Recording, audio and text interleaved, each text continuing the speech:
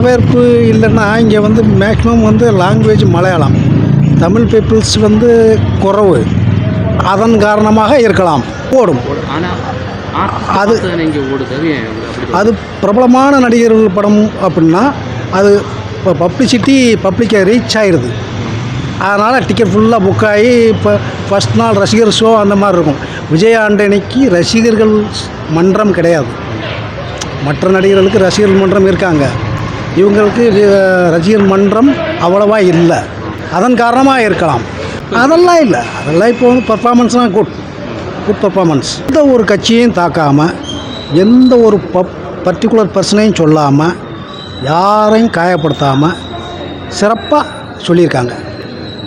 படத்தில் வேறு எதுவும் பாசிட்டிவாக பார்க்குறீங்க நீங்கள்?